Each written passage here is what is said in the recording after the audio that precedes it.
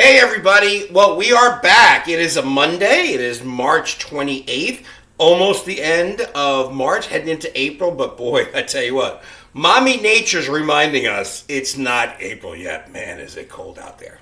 Well, I just finished with many of your speeches. No, a couple I'm waiting for because either you were missing your outline or somebody forgot to unlock their video. Again, the strongest thing I can recommend to you, which works for all the classes that I do online, is to make yourself a free YouTube account. Just upload your video to YouTube. It's just so much easier. Anyway, so speeches were really good. A lot of them were really good. Okay, a couple were pretty exceptional. I don't want to, embarrass anybody, but Caitlin Smith, great speech. Really good speech. You had a lot of fun with it, which is what I was hoping a lot of you did. A lot of you had great topics, but kind of like still got that all nervous, locked up feeling. But a couple of notes that I wanted to pass on, even though I did mention it to a couple of you in the email I sent back with your grade. By the way, please look at your course outline. When you question me about, what does this mean, what does that mean? Well, I already sent it to you a long time ago. So make sure you're looking at your course outline so you know there's a separate grade for the outline and a separate grade for the speech itself. Anyway, one of the things you got to worry about now that we're doing the online thing, and one of the things I like about this is that I do see in the very near future and in the distant future that there's going to be a lot more communication like this. That you are going to be communicating, say, for example, from your kitchen, all right, as I'm doing right now. And I actually would love to be turned around and be standing in the middle of my dining room area, but I can't because there's so much sunlight coming through the windows that it kind of blinds my face. So that's why I'm standing in the kitchen right now. So when you video yourself, you got to watch over it. Make sure you're sending me something that's polished or as good as you can get it. But if it's so dark I can't see your face, or if it's so bright that I can barely see your face, don't send it to me, people. Also, please, as you can see here, try to have your recording device at eye level. Okay? That whole having it down here and you're looking down, it just doesn't work. Okay? Especially for people like me. Okay? I look down, I got 3 chins. And that's all you see. And plus, I don't even have a neck. So not having a neck and having to look down, it just doesn't work. Okay? So try to have your recording device at eye level. And also, please oh God, I can't remember who it was. So funny. Somebody recorded themselves in their bathroom. I mean, come on. While holding. Okay? And the camera was moving around. I thought it was this old TV series called NYPD Blue, where they were the first TV show to have that like motion camera where the camera was always moving like you were a real person in the room. No, I don't want the camera moving. All right? I want it right here in a stationary position. And make sure that you're in a room other than the bathroom. And also make sure when you do record, I think the funny one I think was you, Mia Delgado, in the middle of your speech, your garage door opener came on. Yeah, try to make sure, people, you do it at a place and a time when things are not going to interfere. All right, because that's going to be the future. And I'll tell you why. One of the things you've noticed now that we're pretty much out of the pandemic. I know New Jersey's kind of the last state to finally start getting out of the pandemic stuff when it comes to like the mandates. But there's still not the super heavy rush hour traffic that we've seen in the past. And that's because a lot of people are still able to stay home, even if it's just a couple of days a week, and do their work. Which means that in the future, in your professional positions, you might be doing this more than you would have, say, if you had graduated from college pre-pandemic. So make sure that when you send me something for the persuasive speech that it's polished. All right? Well, now let's talk about group communication. Now, I love talking about group because in many areas, no matter what your field of endeavor is, you're going to be working with a group. And ideally, that group is a small group of 5, 6, or 7 people. You don't want to work in a group that's much too big and one that's not too small. See, if it's too small, then you're not able to get a wide spectrum of ideas. But if your group is too big, then you can't establish in a group what makes a group special.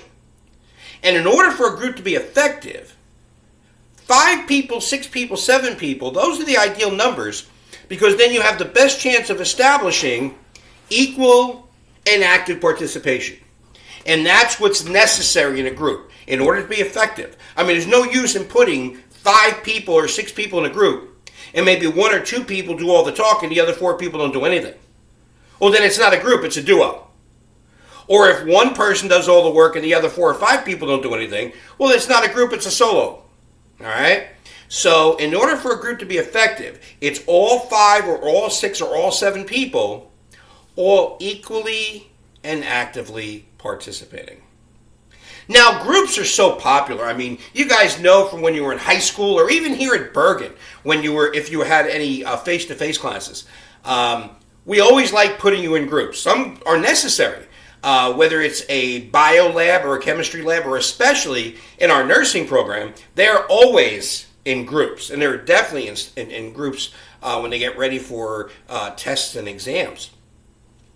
But there are some downfalls, and they're very rare. You just have to watch out for them. As you read in your chapters in your textbook, whether it's things like social loafing or groupthink, you want to avoid those things. Especially, for example, if we were doing the group project in class, and there's somebody who you've been sitting next to who you're friendly with all semester, I would not have either one of you in the same group together, because you want to avoid any kind of groupthink. You want to try and get as many unique perspectives into an idea as possible. Okay? Like, for example, if you're coming up with a solution to a problem.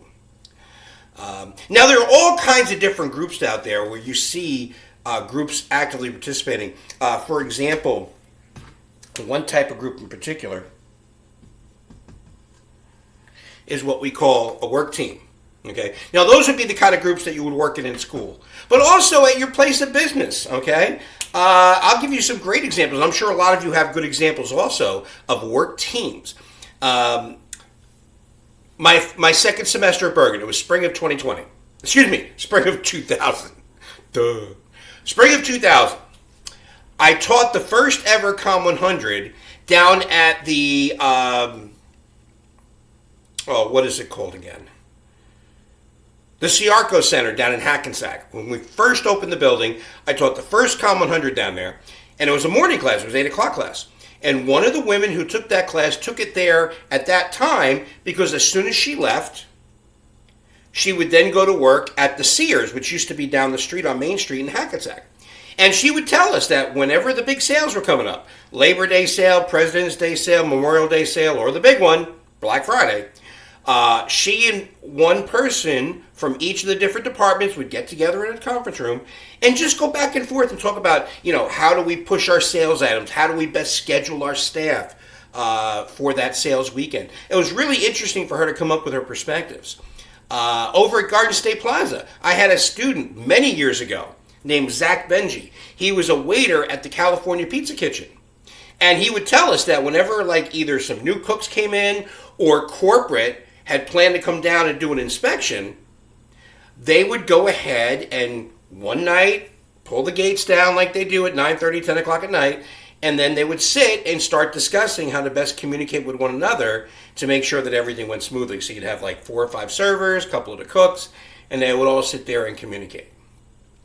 I've even seen in the smallest bank branches. You'll have a bank branch with maybe only 2 or 3 tellers and 1 loan officer, and yet in the back, you'll see a conference room. Now, typically that conference table's got some papers on it, whoever brought the Dunkin' Donuts in that day, but when they need to shut down and have a meeting, they clean up all that white powder from the jelly donuts, and then they go ahead and they sit down and they have a meeting. So there's all kinds of different work teams. But another type of group is one I've kind of hinted on already. And that, of course, is a study group. Now, study groups, to me, are the most underused type of group. See, people like to see, I only study one way. My way is the only way. No. No, because when students tell me that, and then I ask the next question, well, do you then ace all of your exams? When they tell me no, I just say, don't want to hear another word. All right? Because that's what a study group does. A study group helps you to cover those things when let's all admit it. When we're sitting in class, some of you are doing it right now while you're watching me. All right? You zone out. You start thinking about different things. You start looking at, especially one of the things I love to do in a classroom is make sure that if my room has windows, I pull all the shades down before I even start lecturing. Because I don't need you zoning out, looking out the window, and then you miss something that's going to be on the exam. Well, that's what happens. We all zone out. I'll be doing it a lot on Tuesday, April 5th, when we have that all-day conference at the college for the faculty and staff. I zone out all day. It's some really boring stuff. Typically is every year. But then, let's say it's you're studying for your exam and you're by yourself. And you're looking at chapter 3 and you're saying to yourself, okay, I remember she talked about this, this, and this, so I'm going to study this. But then when you get to chapter 3 on the exam, all she talks about is that. Well, you didn't study that. You studied this, this, and this. You don't remember her talking about it. Well, of course she talked about that. She talked about it like 2 or 3 weeks ago, but you were zoned out. You were thinking about going to, the new mall down there in East Rutherford. You want to go ski down the ski slope, the indoor ski slope. That was built and standing for 12 years before anybody ever skied it. But otherwise, your mind was not on what you were supposed to be doing. And that happens a lot. But yet, if you're in a study group, you can say, hey, I know for chapter 3, she's going to cover this, this, and this, because that's what she talked about in class. And then somebody can say to you, well, don't forget about that. And you're looking at her and you're thinking, what is she talking about? Oh my God, that might have been that day when I was thinking about the indoor ski slope. You know what? You're right. She did talk about that. Well, then you study it. You get you ace your exam. All right. So 2, 3 people in a study group. Well, you know what? Don't take my word for it. Don't take my word for it. You think study groups are a waste of time. You think it's useless. You just go ahead. But just remember this, people. If you're ever on campus and you walk by our library, which they still use even though they have their own building, you can always tell when the #1 nursing program in the country, or one of the top nursing programs in the country, when the nursing students have a test coming up. Because you will see 5 or 6 of them surrounding a table. Their little white coats are on the chairs in the back. They'll have notepads and textbooks spread out all over the place. Always, the nursing program, they always study in groups for a test. Even the smallest little quizzes. All right? And they're one of the best in the country. So don't take my word for it. Or I'll give you another example. Let's talk about that nasty 4-letter word at Bergen. MATH. Oh yeah. Go into the Math Tutoring Center at Bergen. The first thing you'll see are sign-up sheets for study groups. And it'll have Math 011, Math 040, Math 048, Math 150, or 130, Math 150, Math 155, Math 180, Math 280, and so on. Okay? Every week they have scheduled study groups for whatever level of math you're at. All right? So don't take my word for it on study groups. Now another type is what we call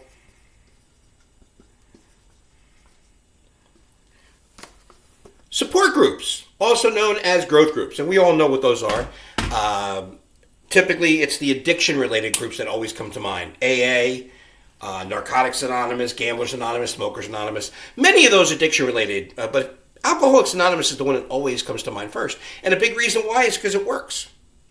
Because what happens is that you get into a group of people, and every single person in that group has lived a day in your shoes. You know, if you have somebody who's an alcoholic and they have a brother or sister who really love them and want to help them, but there's one thing that brother and sister don't know. They don't know what it's like to live in those shoes. They don't know what it's like to feel like, I gotta have that drink. Yet when you go to an AA meeting, every single person in that room, including the person running the meeting, has lived a day in your shoes. And that's why in those support groups or growth groups, or even, it doesn't even have to be addiction related. It could be something like in your town. I know there's a lot of towns, whether it's at the community center or at the senior center, on like a Wednesday at 7 o'clock, there'll be a meeting, or at one of the churches.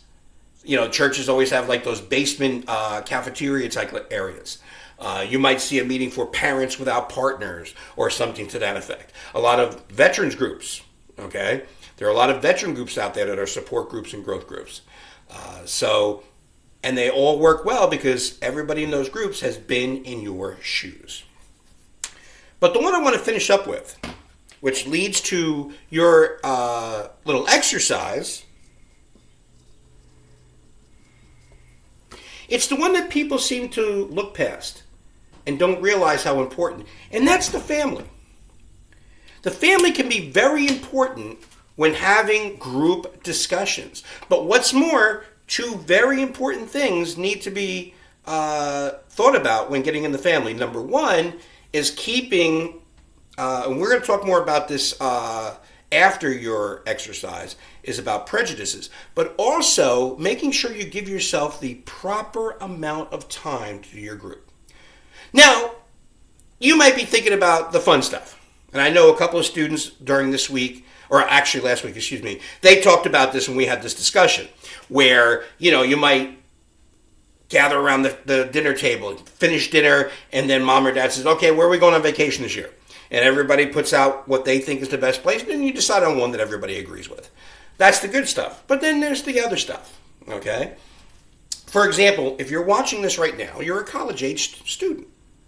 And that means your grandparents are probably retired, or in some cases, unfortunately, your grandfather's passed away, and now your grandmother, God love her, she's terrific, but with that bad hip of hers, she really can't get around on her own anymore. So now the decision comes, well, what are we going to do with Mama? So now it's going to be a Saturday night, maybe at your house, okay? And you'll do all the birthdays of your cousins or your aunts and uncles, whoever it is.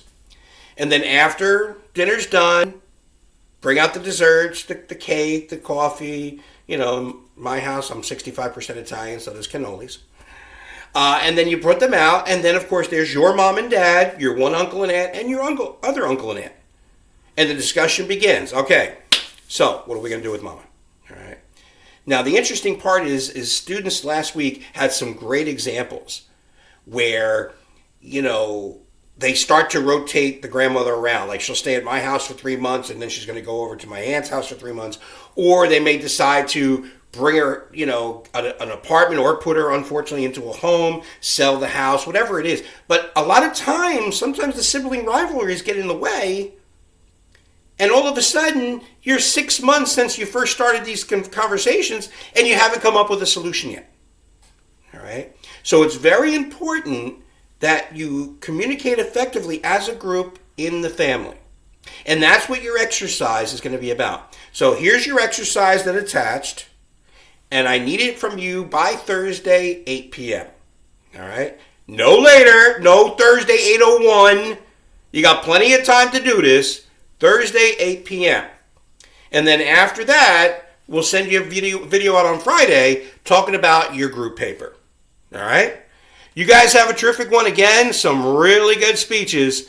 And I look forward to seeing your responses to the exercise.